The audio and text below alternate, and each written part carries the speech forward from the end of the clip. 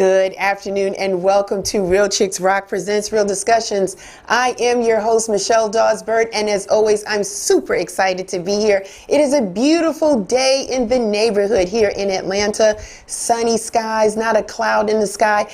Spring is in the air. Yes, it is. We have made it through the winter. We are so excited about it. The weather, the temperature is changing, is going up. It's beautiful. Women are getting their toes done, having their toes hanging out. It's awesome. So we are so excited about that. So today, I just want to thank all of our new listeners. Thank you guys for checking us out and listening and leaning in. Let me give you a little bit of background about what Real Chicks Rock is all about. It's all about creatively collaborating and connecting to raise awareness regarding issues that impact women. And we do it by community service engagement, public speaking, mentoring. We have workshops and we have the arts.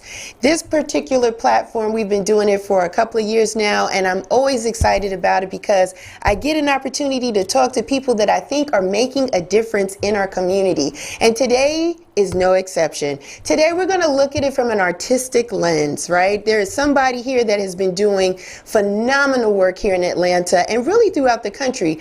But I have seen her work here in Atlanta. I've always admired it, and I'm just honored to have her here today as a guest. Meet with me, my guest today, T. Lang. Hi, T. Lang. Michelle, thank you. Thank you, big girl. Oh, you're welcome. You are beautiful. You are beautiful. Yes, welcome, welcome. We want to talk all about you. So let me just jump right in. Today's topic is dance and artistic expression. And again, like I said, my guest is T. Lang. T. Lang, where are you from? Where are you from? So I am from the suburbs of Chicago. Okay. A small little town called Shorewood. It's near Joliet. Born and raised there, but then I grew up in my 20s in New York City. I feel that New York vibe. I feel that New York vibe. Tell me, what was life for you like in Chicago growing up in the neighborhood? What was it like? What was the energy like? Was it music in the air? Give us a little background of that. Oh, I love those questions. Thank you. So, suburbs of Chicago. Yes. Parents are part of Great Migration. First generation after Jim Crow, and women able to have checking accounts, to be fully ambitious. Yes. So my parents eventually moved and built their home that is still there 45 years ago in Shorewood. It is still a predominantly white neighborhood. So I grew up with multiple consciousness. My parents knew that they were going to live in this neighborhood, but my family was not that far away from Southside Chicago. And summers, winters were definitely back home in the country in Kosciuszko, Mississippi with my grandparents. Wow. So I had the best of multiple worlds to navigate, to witness and see. So growing up in a predominantly white suburb had its challenges and hidden lessons that I had to learn and understand and manipulate and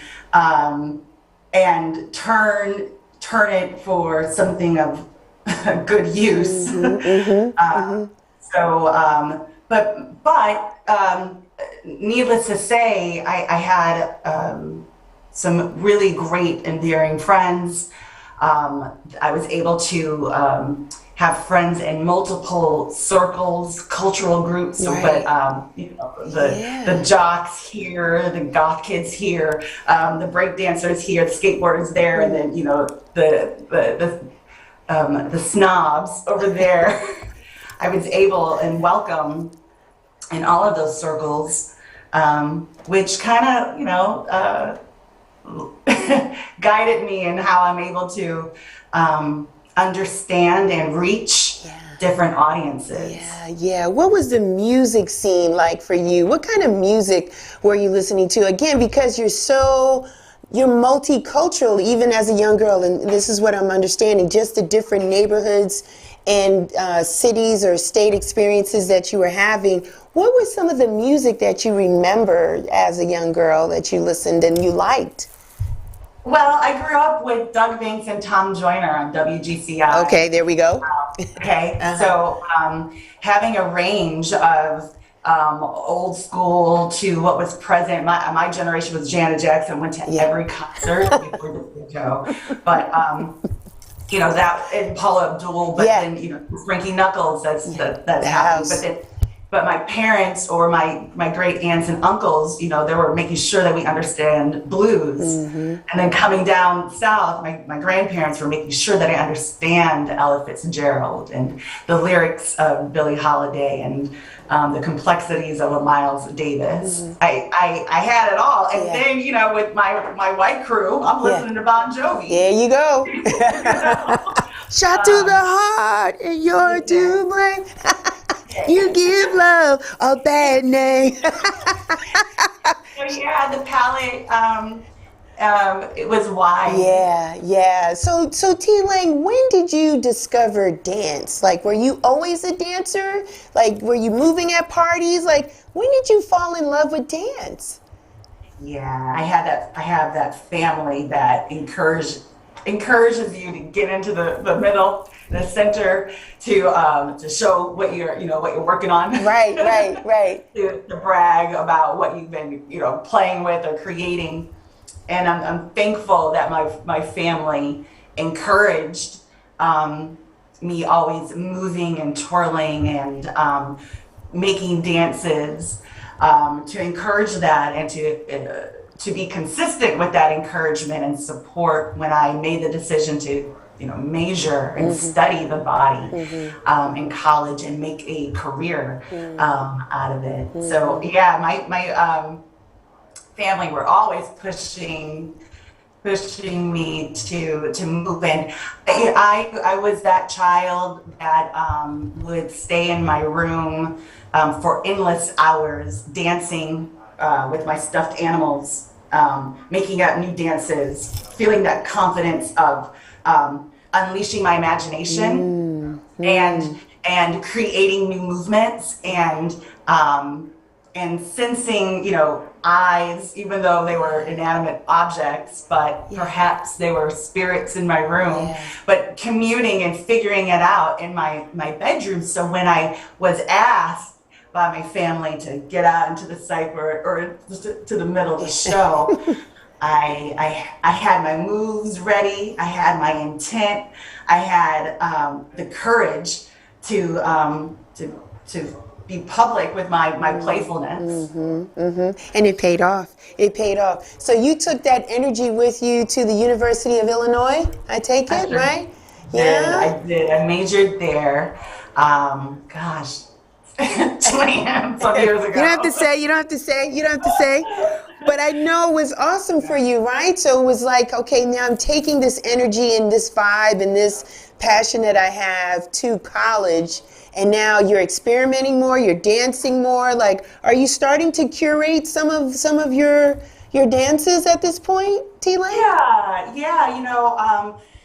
I was immersed into the department and taking more classes than I needed to because, you always have to be 10 times as good. I understand. So understanding that, I said, hey, I'm committed. So taking those classes, but I also understood from the encouragement of my family that the club was also my training ground. The basement parties were also those institutions that I needed to learn how to move differently and understand that technique differently, and respect and honor those techniques and qualities differently, just like I was studying some of these academic processes with movement and theory. But it was in undergrad where I started my first dance company, my first dance collective with peers in my class, called What the Funk and Counter Groove Dance Company. But yes, we were we were those rebels where, you know, we weren't waiting or allowing rejection if we didn't get cast into a predominant work. We weren't waiting for the politics to work in our favor. We started our own thing. We made something out of nothing to celebrate us. And we're consistent with curating those choreographic self-produced works off campus, which I guess really provides its foundation for me being always an independent freelance artist. Yeah, that's awesome. Did you studied ballet, didn't you, for a bit while you were there? Did you have an opportunity to do ballet? Yeah, I mean, it was one of the forms, but in addition to that technique, understanding jazz and the origins that stemmed from a Fosse, looking at like old burlesque dancers, but and Frank Hatchett's and the Debbie Allens, really understanding those aesthetics. I had a great professor that taught jazz, Erica Wilson Perkins, who really broke down not only the jazz fundamentals, but then how it was lending itself into house movement. And yeah, and then really studying contemporary modern. So beyond ballet, this institution was understanding that these abstract forms, these Africanist forms that they weren't truly acknowledging back then, but were the foundation of a diverse, well-versed mover. So yeah, those studies in those Africanist, like improv, jazz, and contemporary modern was my jam. T-Lang, was it difficult for you to create space and start your role as an artistic creative? Was it difficult at that time?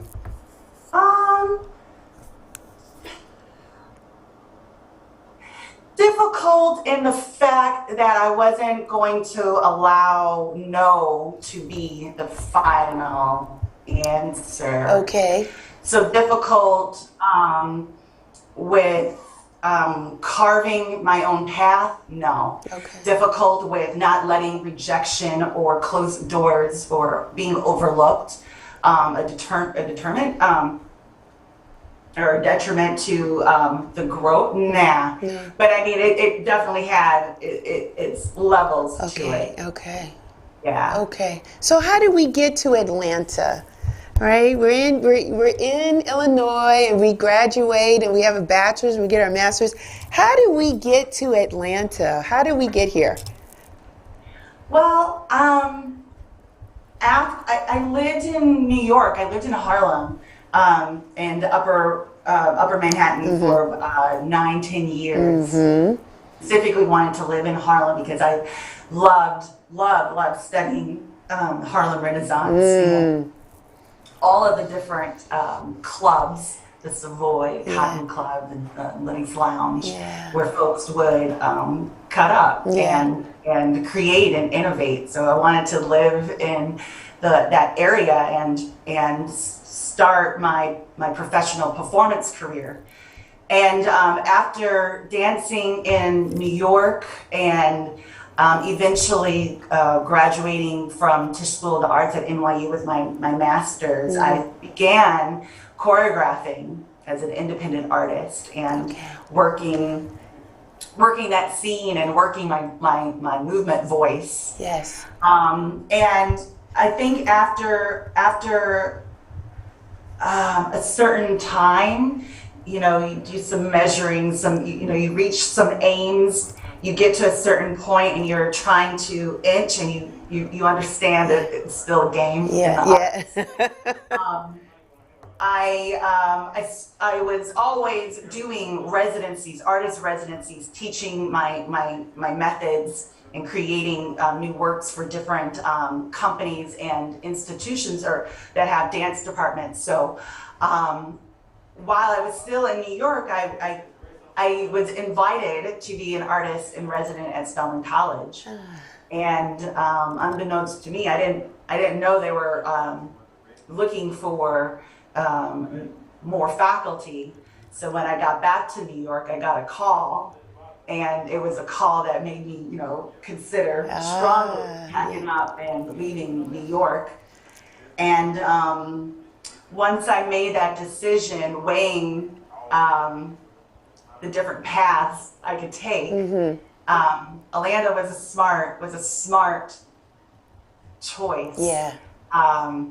Where my work can make bigger impact.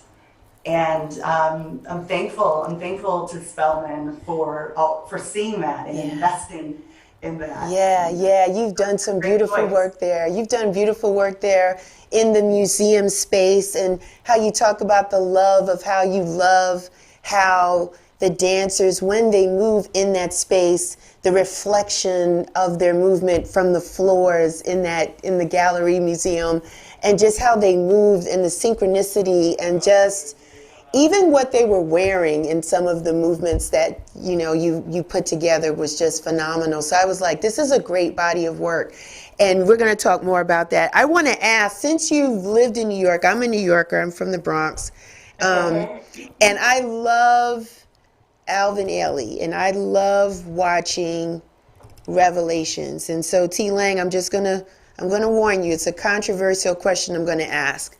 When I always see Revelations, it's always a heart-moving movement for me, Revelations, right? Because it's depicting our story as African American people. And then, in the past couple of years, I haven't been in the last 3 years or so, but the last time I went to see Alvin Ailey here in Atlanta, and they did Revelations, and really the dance company had changed. And so when I see Revelations, I see people that don't look like me doing the dance. I see, maybe there's some Caucasian people, and I see maybe Asian inspired or influenced type people. I'm not really sure. But I remember seeing Revelations where everybody in that ensemble was African American, and now it's different. I guess my question is, does that still have impact when you have people interpreting a dance that do not come from that cultural background? What are your thoughts about that? Oh, I thought I'd ask, and you can take the fifth because I don't want to. No. These are delicious questions to be had. Yeah. Regardless if it's uncomfortable and true or false. Yeah. Or however the response is, but it's good to analyze this. I have two thoughts. Okay. Going around. Right. First, I want to address, and then the second is a tangent. But I think of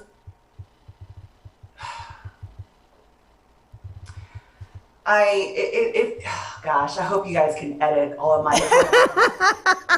We're live. All right. So, okay, first, I think of the history of Revelation. Yes. The time that it was created, what was happening in time, in society, in culture, of creating that work that Mr. Ailey put his blood into. So now when we look 50 plus years, right. Time, society, culture has shifted.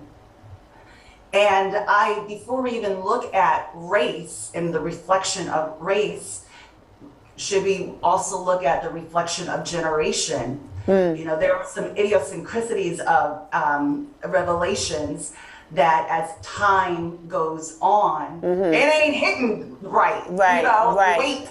The weight of the movement isn't hitting right. And is that a good, bad, or indifferent thing to notice? Because thank God that we're not getting chased by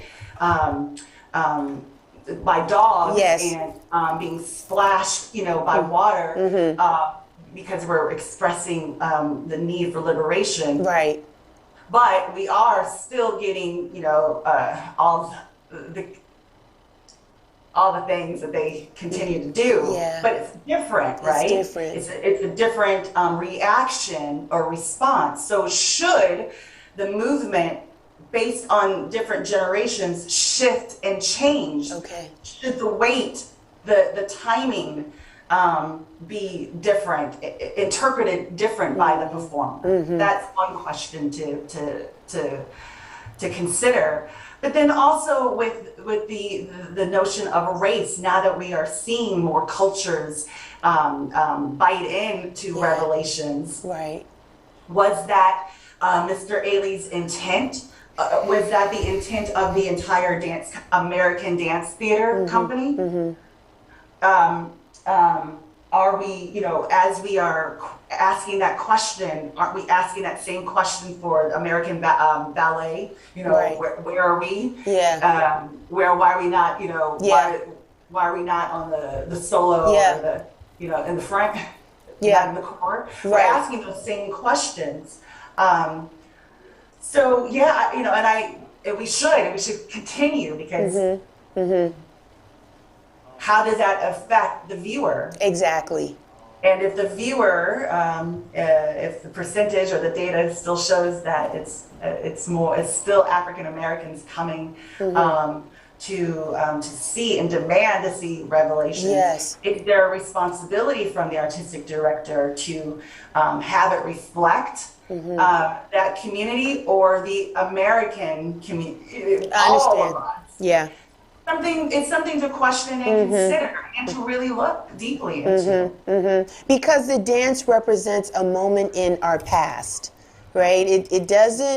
It's not accelerated to represent what's happening now. I think there's other pieces in the movement that can represent that, but the Revelations piece. Yes, and the question that I'm arguing is that can we look at Revelations as it relates to the 60s, 70s, 80s, 90s, 2000s and beyond? Okay. And can the movement, the weight of the movement, the timing of the movement, I don't know if you can't shift the moves, the sequence of the moves. Right. But you can you shift how you are distributing the weight? The nuances of the moves based on time, culture that we're in now. Something to noodle on. Yeah, something to noodle on. I appreciate your viewpoint because you're brilliant and you gave it to me from a creative perspective. When I ask other people that are not as entrenched in the artistic space like yourself, some people will say, well, it's money, right? Because sometimes it is the people that are making the donations and being the sponsors and, so that's something else to think of, something else to noodle on, right? That we can think of. But again, I always... And those people who, find that they are seeking more representation on the stage, well then go support your local artists like a T-Lang Dance. We're seeing 40,000 people come to Fox in February. Yes. And we'll see 0.5% attend Bell Ethnic or Dance Canada. There are other companies that are doing those. Yes. Stellar work. Yes. Let's talk about the stellar work, T-Lang. Come on. You've done great work at the High Museum.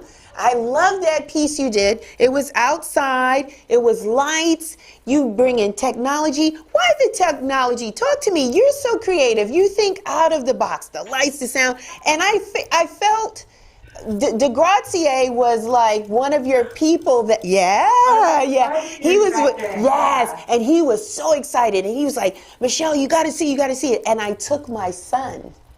And so he loved it. And, I think it was interesting because, most people think dance might be just for girls or very feminine.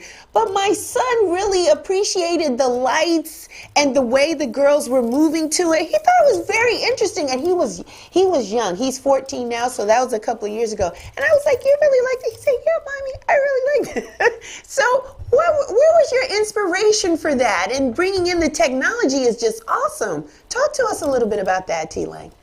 Oh, thank you. And that's a major compliment when kids can articulate why they like Yeah. a dance work, They, that's when you're like, oh, yeah, yeah. that's my job. Yeah, you Okay. was on it. You were on You can it. affect different ages.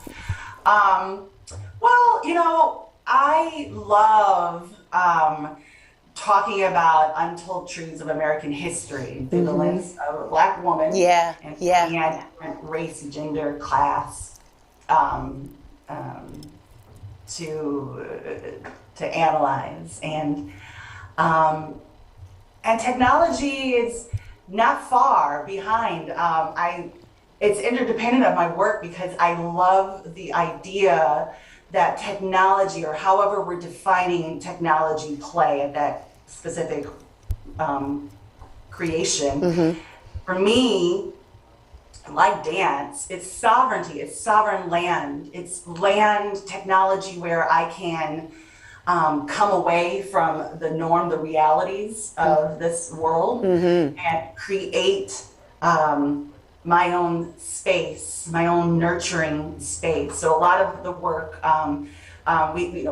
it was sparked by projection mapping and playing with Isadora and Resolume software and getting into more um, virtual and augmented reality, extended reality as I continue working with the Hive. They've been great supporters of my work. Yeah. But this play of technology, I'm looking at it as a space of freedom, liberation. I'm looking at it as a space where we can insert our soul, our code, so it does not become lost or manipulated. I am really interested in upping the ante as well in performances where it can go beyond the physical motion, but I want to bring in the audience deeper into my mind and my imagination, and with movement and the costumes and the light and the sound, what will it also be when I'm playing with artificial intelligence and how the viewer is responding to these new worlds. I don't know. I've always been excited playing with Atari and the Wii station and taking it apart and figuring how to put it back together Yeah. to make something bigger and fancier, but Yeah. not too. Yeah, yeah. Uh, Awesome, awesome stuff. I feel, T Lang, when you express yourself through your dance, I feel it's so intimate. Like when you did stuff at the goat farm, I really liked that space. And I felt like we could actually go and we could just touch the dancers. They were just so there. And the silhouettes were just beautiful. And even the costumes, the colors that you choose and the thing, right? You're choosing the costumes. Am I assuming that right? You're choosing what everybody's wearing. And it's just wonderful. And I just want to get in your mind for a minute. Where do you get your inspiration from? Where do you get it from? Where does it come from? these inspirations come from conversations Okay. with friends, with peers, with enemies, with strangers, deeply listening, deeply finding or being open to finding connection, and connection that might influence, inspire a spark of an idea. And then in turn, working with collaborators who are smarter than I and who are more daring, and telling them, sharing them my idea and seeing how they will respond and relate to it, so then they can add their layer of seasoning. The costume, the initial idea becomes even better and greater. Right.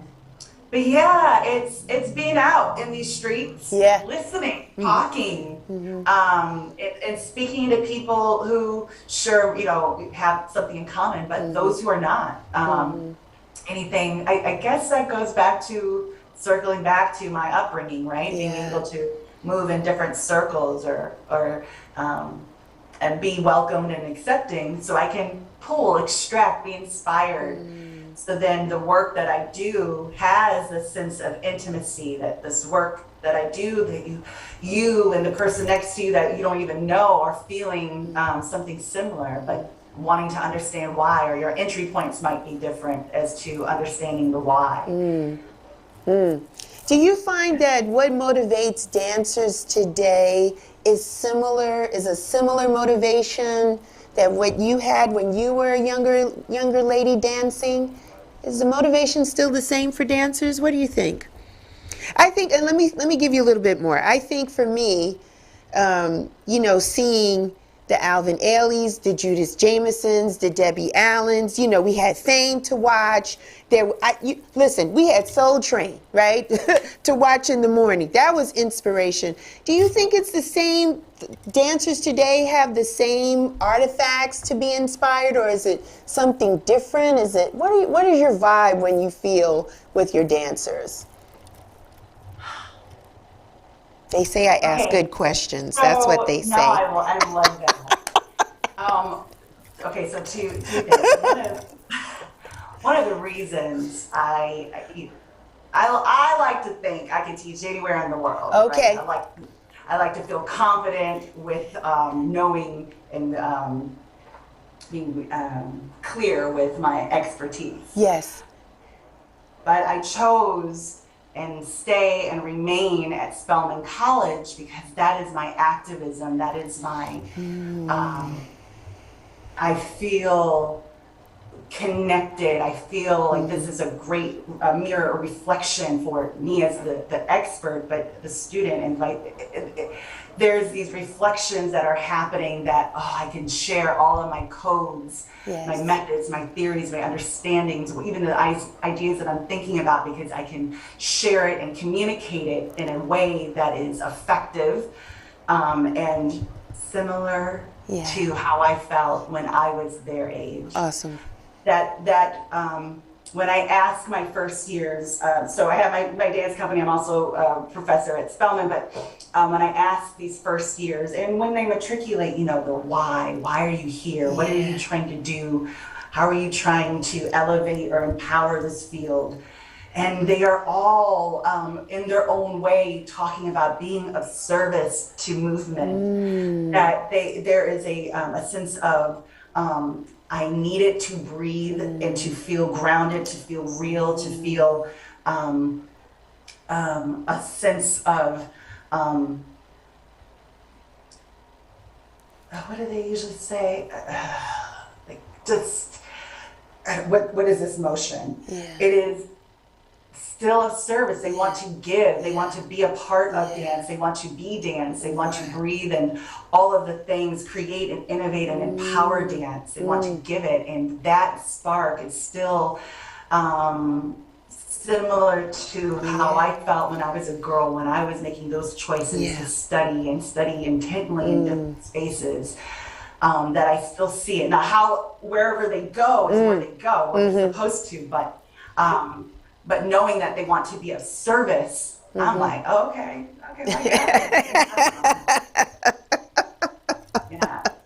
That's good. I think the outlets are different, though. I think, though, when you were a young lady, you could come and you can experiment in the clubs and do different things, like, as we say, in the streets, but you could see and pick up things and just express yourself and do different things. And I guess because I don't know where the spots are for younger people, like where they're going, because I just feel like it's just this. You're just doing this the whole time. Right, T-Lang? It is. Well, perhaps thinking of it like, okay, is TikTok the new club? Right. Which is what, a minute, 2 minutes, 3 minutes? Whereas we were growing up, we danced for hours. And I'm probably going to sound very ageist, and allow me some, Sure. Right? But y'all ain't doing it. Yeah, you ain't doing it. We go out, have a change of clothes, T-Lang, because we would sweat out what we brought, and we changed and sweat and be like, and like hours, and my mom would be like, "You mean to tell me you're coming at this time?" And I was like, "Because the party didn't get hot till like 2 or 3 in the morning, and that's what it was." That's what it was. That's what it was. And beautiful thing, like for that, unlike what I'm seeing and understanding with TikTok, is that back in our day, Yeah.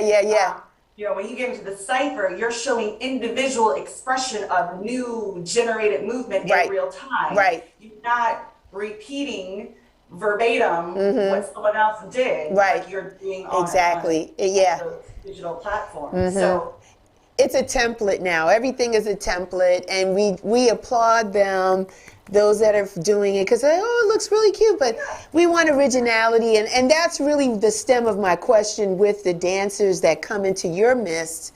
You know, what is their why? And I'm glad to hear and know that their passion, they're passionate, because it translates. I see it, beautiful work. Beautiful work that they're doing. Beautiful work that they're doing. Talk to me, T. Lang, about the Movement Lab. What's going on in your lab? What's real? And I'm giving you a pass because of this doggone COVID, right? 2 years of us being locked in.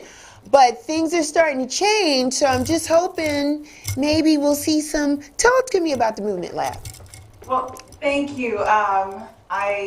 The Movement Lab is on the move again. Yes. I love what we've created. So essentially, I needed uninterrupted space to work with my collaborators and my dancers. And if I'm not going to use it all the time, if I'm not in the studio 24/7 like I used to, I wanted other Black women creatives and their allies to have cool, bohemian, safe, nurturing space that has resources for them to innovate and to execute. So for the last 3 years, it's been that space of service for innovators, creative entrepreneurs, and working through a pandemic has been challenging, and we were steadfast and thriving, and had to leave our location in the West End to come back to the Goat Farm Art Center in July. But now, just an update, the Goat Farm is getting ready to go through major renovations. So we're going to be on the move again doing pop-ups. Okay. But the Movement Lab is a space where creative entrepreneurs can come and workshop ideas, noodle around some ideas, have resources to empower their ideas with equipment or more brain power. It is a space where you can fail with an experiment and then tinker around and think about some more to produce and have a successful outcome. So right now we're going to be hopefully doing some pop-ups throughout the city, but I'm finding personally, for me, I need to fall back. Really? Maybe this year. Yeah, I want to fall back and re-strategize some of my business plans and build some more capital. Generate some more teams, more folks on my team to help catapult. So then when we come back into physical space, consistent, uninterrupted space, that launch some of my ideas that I've been thinking about. Yes. That was my next question, because I personally would like to see you have a base in New York as well as Atlanta, and maybe back home in Illinois, and maybe there's some vibe for you on the West. Because I think your work is really good. And, I love that you're here in Atlanta. We get to hoard you all to ourselves, but, expanding your legacy and your footprint ideally would be phenomenal, right? So I am in agreement with you in expanding your team with more like-minded people like yourself, where you can have a beautiful piece, or and it can go on tour. Like, why can't T. Lang's work go on tour? Maybe spring or summer, do a couple of shows in different cities so people can, you know, see what you're doing. And because what we need, T. Lang, is inspiration, right? And most times for Black people, we're inspired through music, through dance, through art. And, you know, it would be wonderful to be able to see this. Like, there are people that have never been to a production, right? And you go and you bless them, and they'll see other brown and beautiful young ladies dancing and see a beautiful artistic director like yourself. This is inspiration. So, yeah, get out of the way, pandemic. Like, get out of the way, you know, so that we can get back into the physical space.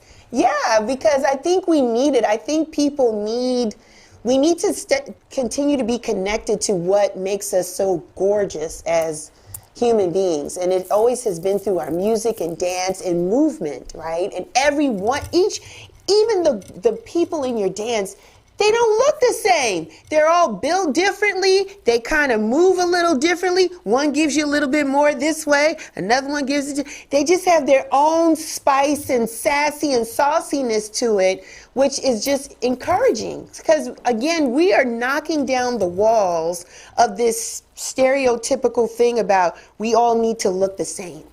And I think through dance, it helps people to express themselves as an individual with a collective group, right? So I think it's a beautiful thing that you're doing. I think it's awesome.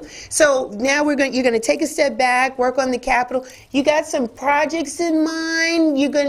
I heard pop-ups. Could we expect maybe a pop-up here or there this year, maybe?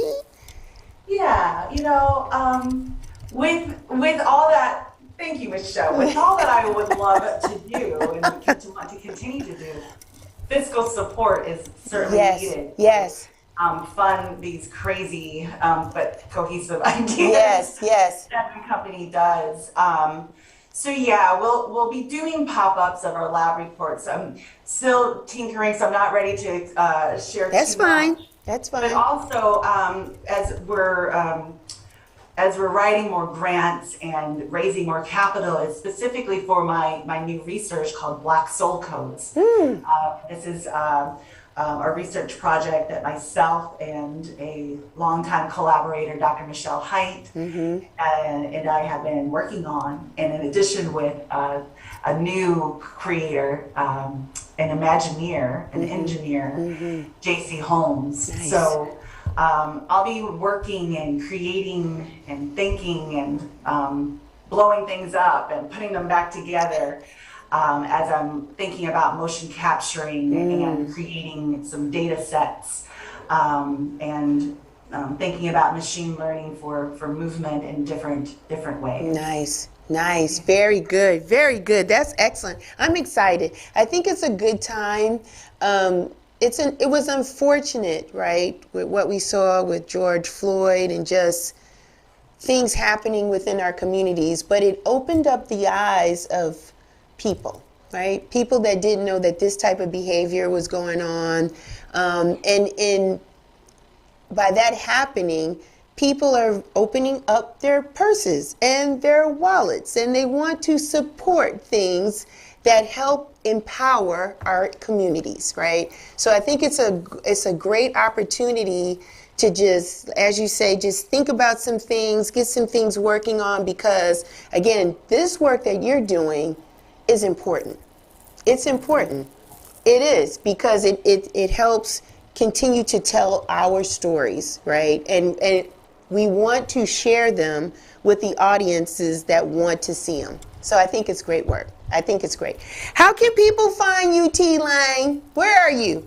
Well, definitely check out our website, Yes. www.tlangdance.com.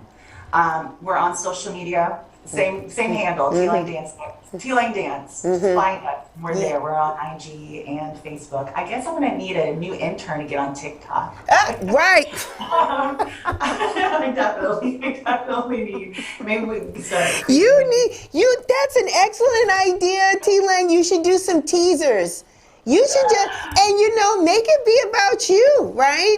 Just an opportunity to express how you feel through dance, because you still got moves, girl. I've seen you sweating. I have 40 more summers here, okay? Girl, All moves. I've seen it. I was like, go, girl. Get them together on the dance floor. I've seen it. So give it to them on TikTok. Michelle, when's the next Tambour party? I don't know. I have no idea. You know what the problem is, T-Lane, here in Atlanta? Unfortunately, a lot of the places and spaces we used to have for dance have closed down. So that has been the restriction. Like, that has been the problem. Yeah, because we don't really have the spaces like we used to get down, to get loose. So what's happening is people are waiting for the weather to change and everything is at the parks, right? So we got to find a place. I think there's some bubble and some movement at Underground Atlanta. Some spots over there I haven't checked out, but I've seen some parties come through. But that's what we got. You're right. I can't wait to have conversations about the underground and the energy of the underground. Yeah. I mean, what's happening is what's happening. Yeah. But I'm really curious with how Black folk are feeling when Yeah. they go into the space. Yeah. They understand the history of the space. Yeah, I don't know. And then, what's going on, T-Lang, is cross-pollination, because younger generation of kids are dancing with us and we're dancing with them because, we're getting older. We're not ready to sit down all the way, but we got to make room on the floor for them. And, so it's got to be a collaboration. It can't be old school forever. You got to kind of you got to show them, got to tell them what's up. You got to, you got to give it to them. So I'm excited to see where we're going with this, because I am not ready to sit down. I'm ready to, Right. you know what I'm saying? I'm ready to get my towel and be like, whew, because it's a release, T-Lang. You know it. When you dance, you let it all. You leave it right there on the dance floor. And we need it. After these 2 years, we haven't seen people. I haven't seen you in 2. I mean, we don't see people. And so we need it. So, yeah, tell the people one more time where we can find you. And your donation buttons are working on the website, right? We can make donations. Yeah. And, if you make your donations, they're tax deductible. Awesome. Off. So we accept all types of donations, even well wishes. Okay? Yes. We need that too. TLaneDance.com is my website. Yeah. And you can find us, T-Lane Dance, on Facebook and Instagram. Yes, awesome. It was a pleasure talking with you. I really enjoyed this conversation. Yes, you are a beautiful, insightful, passionate person. You are gorgeous inside and out. This was an honor to have this conversation with you. I so much appreciate your work and what you've done here in Atlanta, just touching the lives of so many people through your artistic ideas and designs, and it's just been wonderful. I wish you nothing but continued success. Anything that I can do with my platform and my brand, sign me up. I'll be more than happy to help. Volunteer, sign the people, walk them to their seats, usher, to do the parking lot at the goat farm, like tell them where to go. Whatever you need to just make sure that your nights in dance are successful, I'm there. Thank you so much. You That's are welcome. Nice. You're very welcome. Well, that's my time, people. You know where I am. You can catch me everywhere. I'm Real Chicks Rock. I'm on Instagram. I'm on Twitter. I'm on Facebook. You guys follow me. Listen, I got t-shirts out there. You guys go to realchicksrock.com, subscribe so you don't miss a newsletter or blog. Until next time, guys, listen. May you live to be 100, and I live to be 100 minus a day, so I never have to know that beautiful people like you have passed away. Until next time, take care, be well.